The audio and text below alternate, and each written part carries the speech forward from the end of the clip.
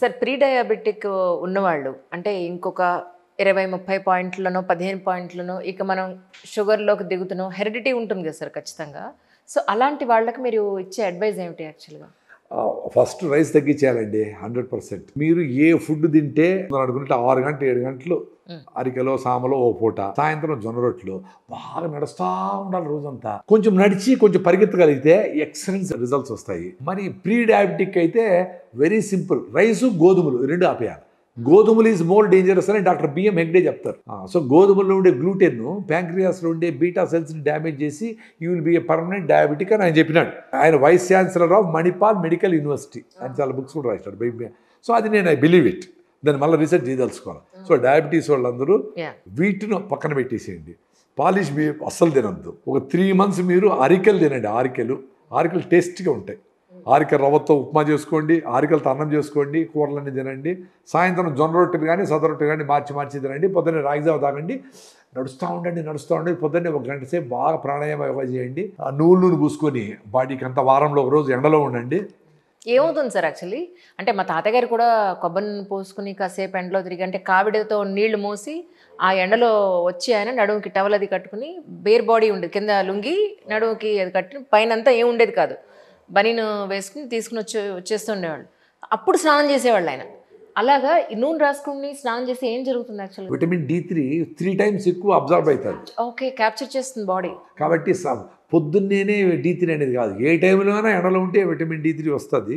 కానీ పొద్దున్నే ఎందుకు ఉండమంటామంటే వీళ్ళకి స్కార్చింగ్ ఎండలో ఉంటే భయం. వీళ్ళకి పొద్దున్న అయితే గంట సేపు అన్న కూర్చుంటారు, మరి ఎండలో కూర్చోలేదు. మాకు మా మదనపల్లిలో ఒక ఫారెస్ట్ ఉంది, అక్కడ నేను నిక్కర్ వేసుకొని షర్ట్ తీసి పెరిగితే నాకు 24 ఉన్న విటమిన్ D3 ఇప్పుడు 69 అయింది. నాకే ఆశ్చర్యం సార్, ఎవరికి చూడలేదు సార్ ఈ రిజల్ట్స్ అని చెప్పినాడు. మేమంతా ఇంజక్షన్లు తీసుకుంటాం. అదే ఇంజక్షన్లు తీసుకుంటే బాడీలో బ్లడ్లో టెస్ట్లో తెలుస్తుంది ఎక్కినట్లు, కానీ దాని రిజల్ట్స్ రియల్గా జరగవు. ఎందుకంటే బాడీ ఎముకలు బోన్ మ్యారో నుంచి మీకు తయారు కావాలి. సో అది తయారు చేయకుండా ఇప్పుడు బ్లడ్లో ఉంది కాబట్టి నేను తయారు చేయనక్కర్లేదు, అది ఆపేస్తుంది. రైట్. సో ఇది అబ్జార్ప్షన్స్ కరెక్ట్గా ఉండదు. ఇవన్నీ తెలుసుకొని అన్ని ఇప్పుడు న్యూట్రాసిటికల్స్ మందులు కూడా అన్ని మొక్కల నుంచి ప్లాంట్స్ నుంచి తీసేది, కెమికల్స్ కాకుండా చేసేది మొదలుపెట్టారు. అట్లే విటమిన్ D3 అయినా విటమిన్ B12 చాలా మంది తగ్గింది, నాకు కూడా తగ్గింది. మరి ఇప్పుడు వెజిటేరియన్స్కి B12 తక్కువ ఉంటుంది అని అంటారు కదా, మరి మీకు ఎప్పుడు తక్కువ లేదే? మిల్లెట్స్ తిన్నప్పుడు విటమిన్ B12 తగ్గింది. మిల్లెట్స్ తిన్నప్పుడు హై ఫైబర్ కదా, అబ్జార్ప్షన్ తగ్గ ఏమో జరిగింది, నాకు తెలియదు. నాకు రన్నింగ్లో రైట్ లెగ్ వీక్నెస్ వస్తే ఏం రా చూసి విటమిన్ B12 తగ్గింది. సో మళ్ళీ నేను అయితే స్ట్రిప్స్ ఇచ్చినారు. అది అంటే అప్పుడు చాలా ఎమర్జెన్సీ. అవును, ఎమర్జెన్సీకి తప్పదుగా. తర్వాత కొన్ని రోజులు దీన్ని ఆపేసి ఫర్మెంటెడ్ ఫుడ్స్ B12 అంటే పొట్టలో ఉండే మైక్రోబ్స్. ఇప్పుడు అందరూ పెద్ద పెద్ద డాక్టర్ నాగేశ్వర రెడ్డి గారు వీళ్ళందరూ మాట్లాడుతున్నారు కదా, గట్ నుంచినే నీ ప్రాబ్లమ్ స్టార్ట్ అవుతుంది. గట్ కరెక్ట్గా ఉండాలి. అమ్మ కడుపు చల్లగా అంటే కడుపు చల్లగా ఉంటే తల్లిలాగా చూసుకుంటుంది.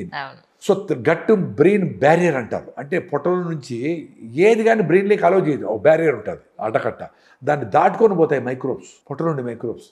అప్పుడు కాంతారా సినిమాలో లాస్ట్లో నాయన కొడుకు డాన్స్ చేస్తారే, అట్ట హ్యాపీగా అది జరుగుతుంది రియల్గా.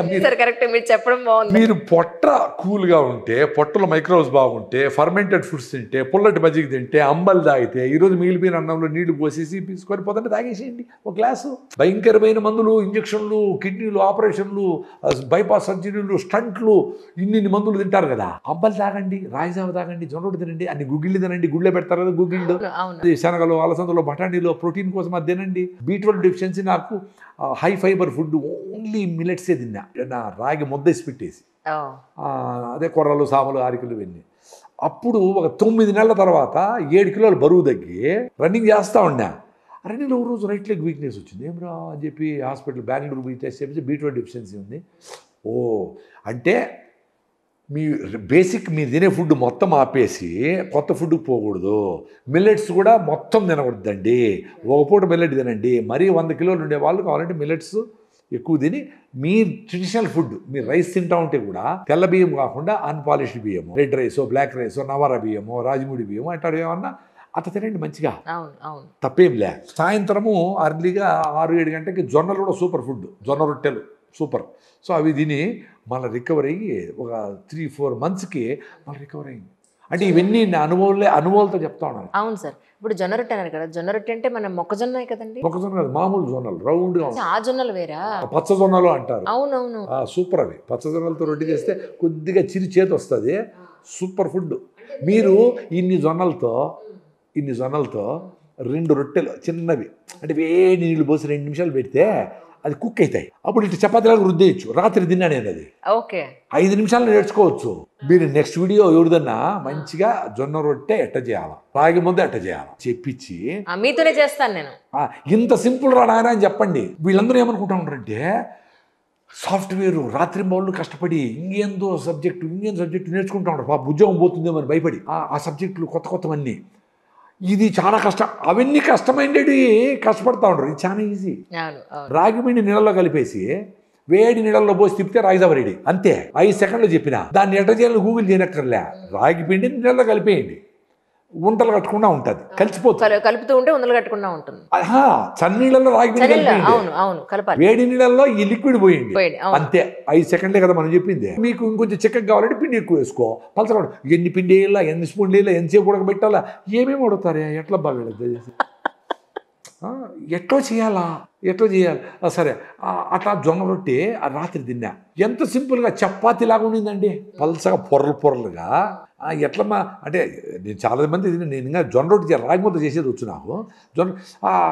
జొన్న పిండిలో మళ్ళీ బయట జొన్న పిండి కొనకూడదు. ఎందుకంటే జొన్నలు 50 రూపాయలు 40 రూపాయలు, బియ్యం ఫ్రీ. ఇప్పుడు అందరూ బియ్యం ఫ్రీ కదా, సో బియ్యం పిండి కలిపేస్తారు సగం.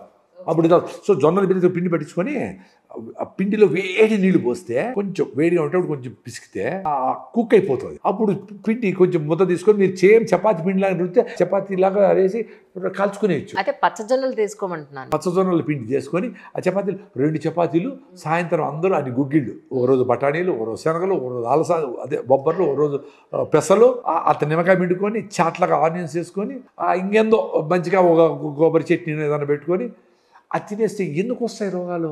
అసిడిటీలు పోయి, అల్సర్లు పోయి అన్నీ పోతాయి.